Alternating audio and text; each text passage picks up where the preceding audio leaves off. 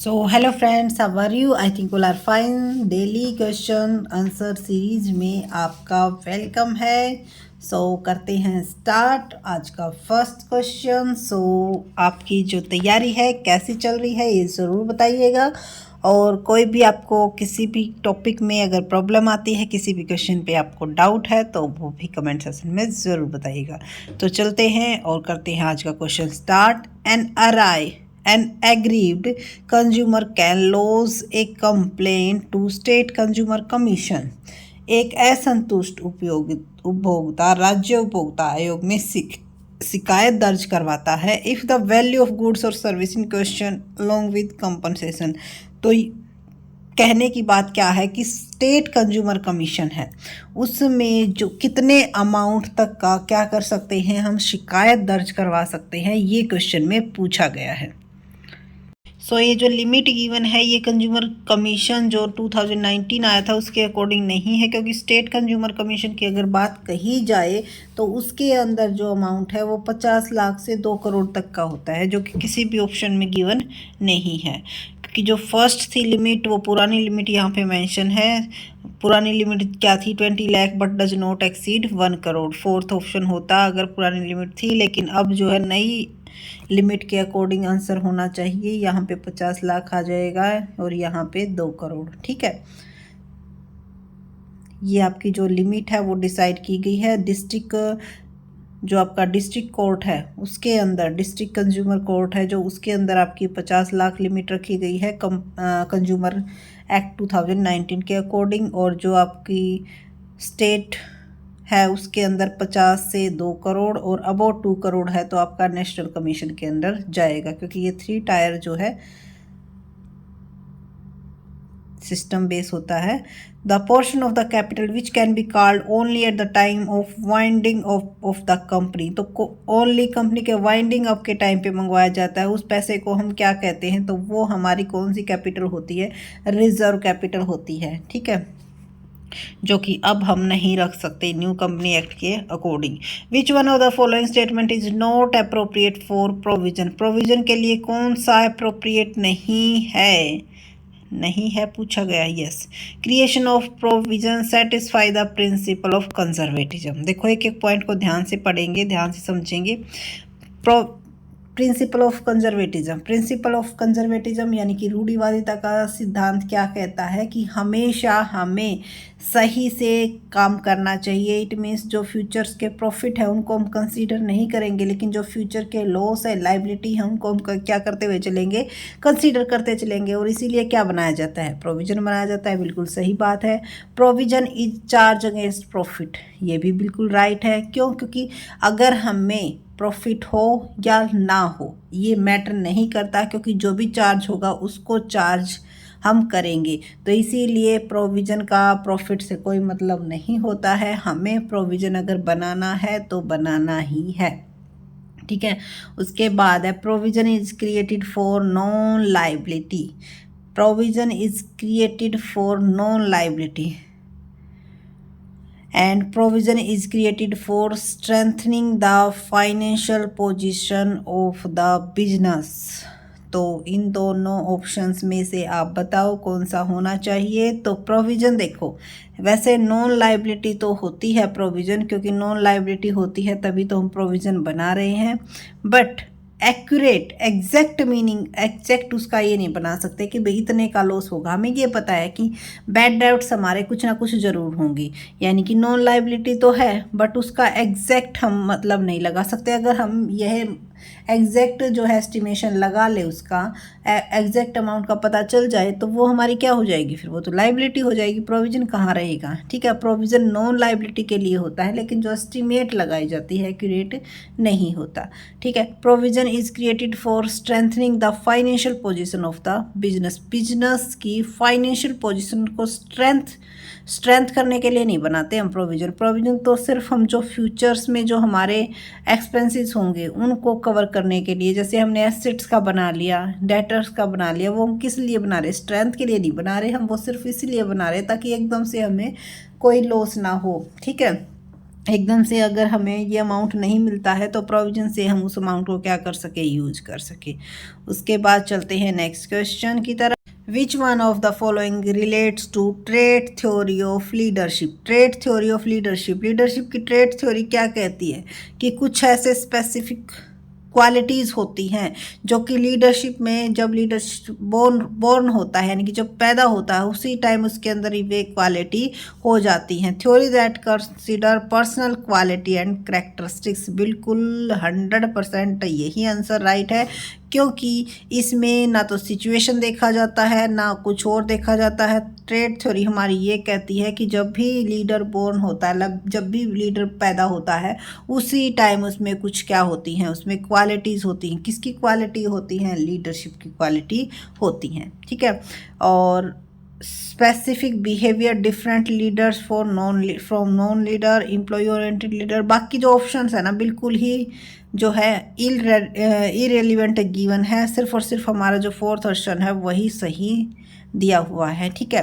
Which of the following is not an element of computer system, ये मैंने गलत किया था भाई, कंप्यूटर का कौन सा सिस्टम एलिमेंट नहीं है? तो देखो मैंने वहाँ पे क्या लगा दिया था, प्यूपल लगा दिया था, बट मैंने पढ़ रखा है क्योंकि सभी ने हमने पढ़ भी रखा है, लेकिन फिर भी गलत कर दिया क्योंकि देखो हार्डवेयर भी होता है, प्यूपल भी होता है, सॉफ्टवेयर भी होता है, डाटा भी होता है, बट इंटरनेट नहीं होता है एलिमेंट कंप्यूटर का, कंप्यूटर सिस्टम का, ठीक है। इस चीज़ को ज़रूर ध्यान में रखिएगा, एक बार जो गलती हो जाती है उसको फिर नेक्स्ट टाइम ना करें, ठीक है। तो मेरे से गलती हुई थी, अब मुझे ये बिल्कुल याद रहेगा। विच वन इज़ ट्रू, अब ये पूछा गया है कि इसमें ट्रू कौन सा है। Financial statement reflect current situation, कि करंट में हमारी सिचुएशन कैसी है। फाइनेंशियल स्टेटमेंट इससे क्या होता है, रिफ्लेक्ट होता है। Assets shown in the balance sheet reflect expire cost, जी नहीं। Balance sheet disclose information related to loss of market. Financial statement do not contain qualitative information, तो जो फोर्थ है वो गिवन है, यही स्टेटमेंट सिर्फ 100% एक्यूरेट है, बाकी तीनों की तीनों रॉन्ग दी हुई है। क्योंकि देखो फाइनेंशियल स्टेटमेंट जो है करंट सिचुएशन से रिफ्लेक्ट नहीं होता, वो तुम्हारी क्या दिखाता है, प्रीवियस की सिचुएशन दिखाता है कि प्रीवियस में हमने कितने एक्सपेंसेस किए, कितने हमने इनकम जनरेट की, कितना हमारा प्रॉफिट है। और एसेट्स क्या दिखाता है, एसेट्स हमारी एक्सपायरी कोड नहीं दिखाता है, एसेट्स हमारी वो जो अब फिलहाल जो हमारी क्या है, बुक वैल्यू है, हिस्टोरिकल कॉस्ट है, उसको शो करता है। बैलेंस शीट किस लिए डिस्क्लोज की जाती है, disclose information related to loss of market, जी नहीं, हमारी फाइनेंशियल पोजीशन को शो करती है कि हमारी एसेट्स कितनी है और लाइबिलिटीज कितनी है। सो नेक्स्ट क्वेश्चन है which one is characteristics of charismatic leaders. So charismatic leaders में कौन से क्या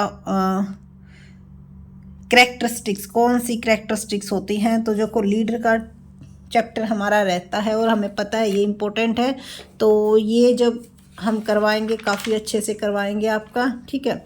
सो इसमें पूछा गया है कि करिश्माई नेता की विशेषता कौन सी है।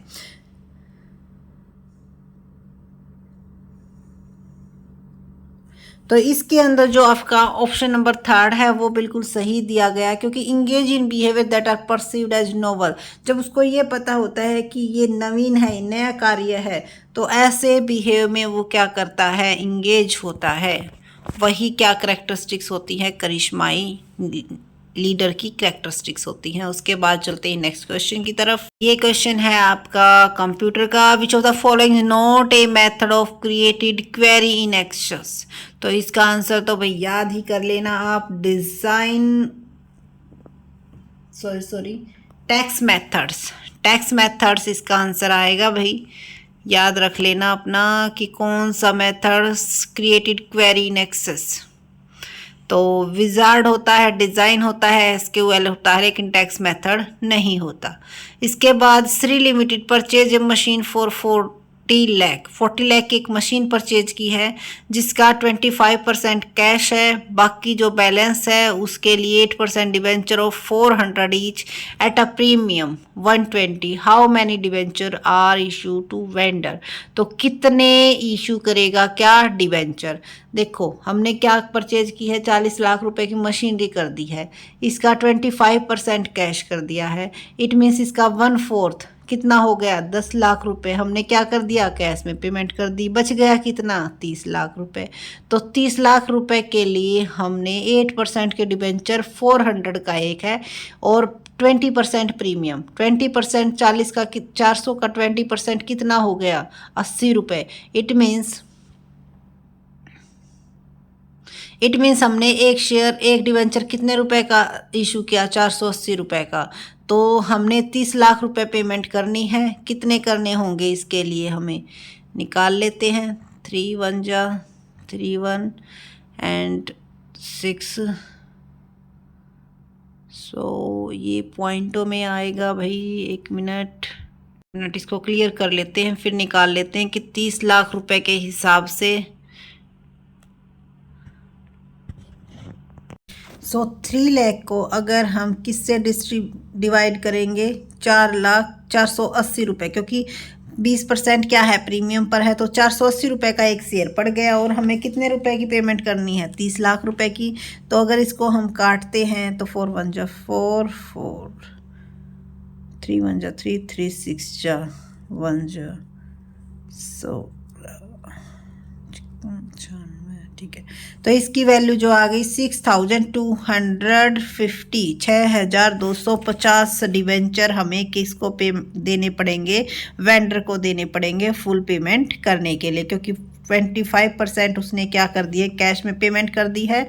ओनली 75% यानी कि 30 लाख के हमने क्या देने हैं, शेयर देने हैं, और एक शेयर की वैल्यू कितनी है, 480 रुपये है। तो हमारे कितने आ जाएंगे, 6,250 शेयर आपके आ जाएंगे।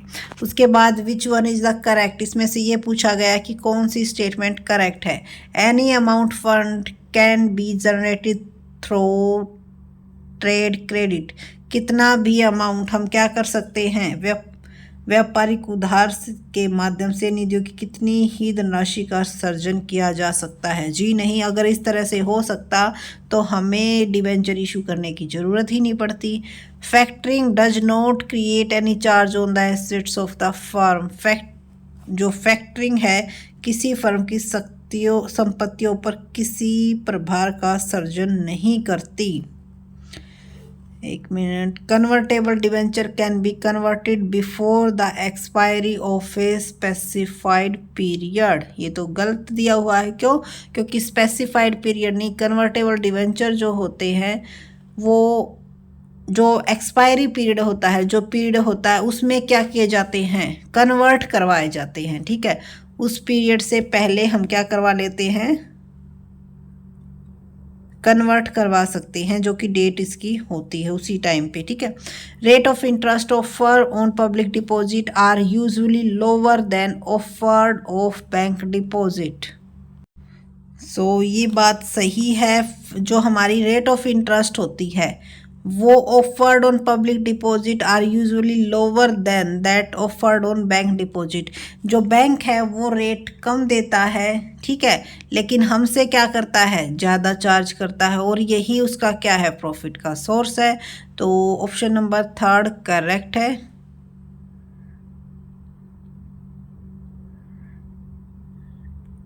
सो इसका राइट आंसर हो जाएगा option number 3।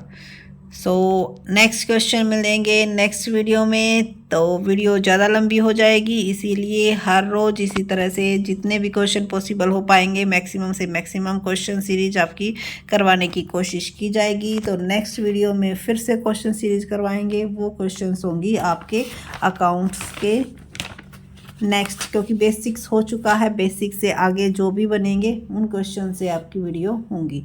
So thank you so much. Video अच्छी लगी तो लाइक कीजिए, चैनल को सब्सक्राइब कीजिए, और अगर आपने अभी तक हमारे टेलीग्राम ग्रुप को ज्वाइन नहीं किया है तो टेलीग्राम ग्रुप को भी ज्वाइन कर सकते हो, और आप हमें फेसबुक पर भी फॉलो कर सकते हो। थैंक यू सो मच, और आपके सजेशन कमेंट में ज़रूर बताइएगा। Thank you.